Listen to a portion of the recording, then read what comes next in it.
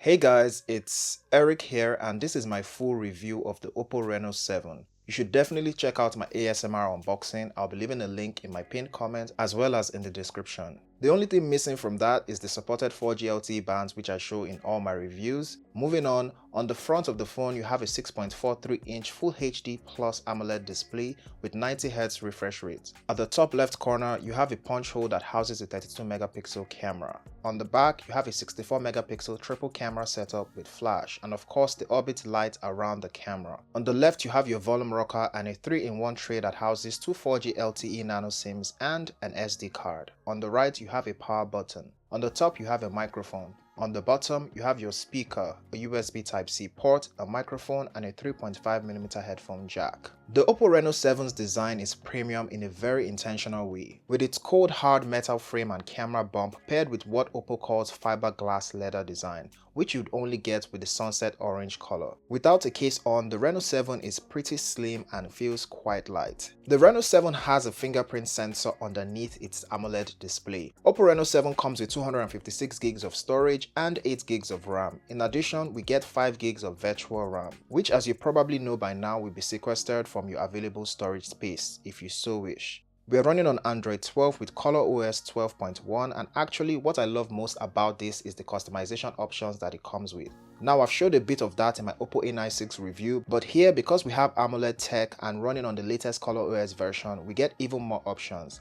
Guys, if at the end of the day your phone is looking the same as it was right out the box, you are doing it wrong. If you're not changing the fonts or changing how the icons look, of which I usually go with the squircle, but for the purpose of this review, I'll give the rhombus a try. Then you must be turning on the always on display and choosing your animations from the home and lock screen in your settings. I love that the orbit light serves multiple purposes. It's not just for fancy. It serves as a soft light for the microscope, charging indicator, notification light, and even incoming calls, all of which can be turned off. If I customize nothing in my phone, something I always have even on my oldest AMOLED OPPO phone is the edge lighting, which basically lets you know when a message comes in, just so that when the phone is in line face down, you'll still notice when any notification comes in. I remember when Emoji was announced last year, I thought it was pretty cool. Seeing it here now in the virtual flesh, and I just don't think I will use it that much. Then again, I'm not the target audience. I'm no longer 24, I'm 25.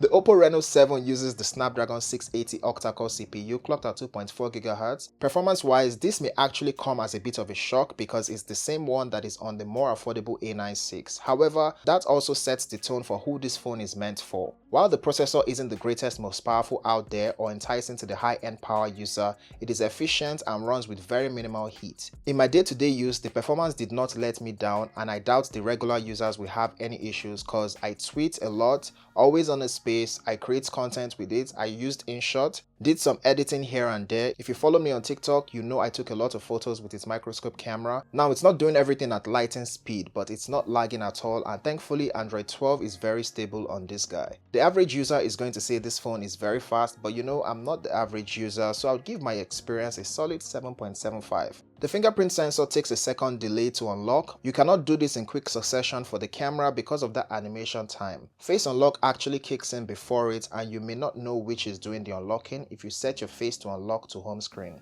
When it comes to gaming, I played Call of Duty on high graphics and medium frame rates, although it's actually playable on very high frame rates but with low graphics. Who wants to do that? Gaming felt exactly the same as it did on the A96 and Call of Duty ran smooth.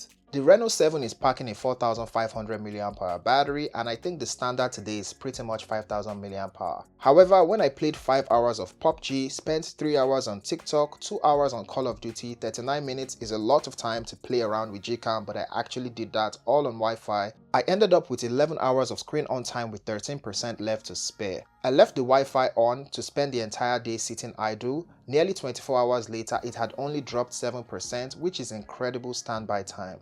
I'm even more impressed because of it. It took me 1 hour and 5 minutes to charge from 0 to 100% with the fast charger that came in the box. Moving on to the camera, I honestly did not expect to make viral TikTok videos off of how unique this setup is for a phone in this price range. I remember drilling to tweets from other creators about the microscope feature on last year's flagship, the Find X3 Pro. No one would have guessed that a year later would have the same feature coming at only a fraction of its price. The microscope is still a novelty, and I'm sure it's giving major FOMO right now. Now let's get to what most people do. The selfie camera has mid color saturation levels and is very sharp, a little overexposure, some call it melanin glow and actually prefer it.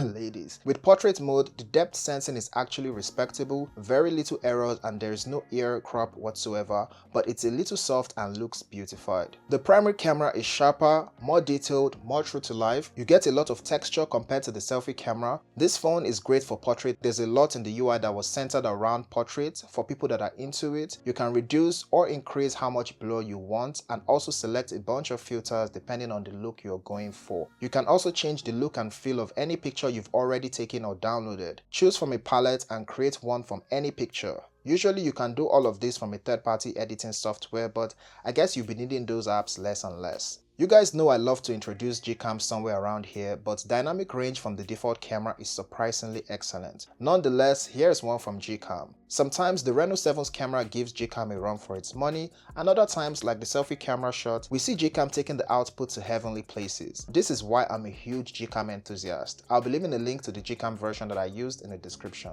At night time, the night mode on the default camera wins by a close margin. It records videos in 1080p from the back and selfie camera.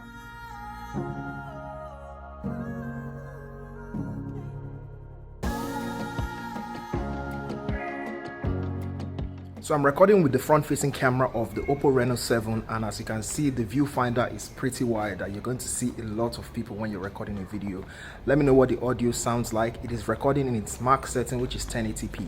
The OPPO Reno 7 is definitely not for specs chasers. It won't record videos in 4K, it won't game with the highest of graphics setting quite like a flagship killer. However, what you do get is a very premium design, decent camera with parlor tricks, which may even get your kids interested in science, long-lasting battery life, a lot of storage space, and the assurance of future Android software updates. The Reno 7 is priced at 219,900 Naira and it's available in all the major retail stores nationwide. I'd love to know your thoughts about it in the comments. If you enjoyed this video, please give it a thumbs up and share it. Also follow me on Twitter, TikTok, and Instagram to see what I'm up to. Do subscribe for more videos like this as it will mean a lot to me, and I'll see you in the next one.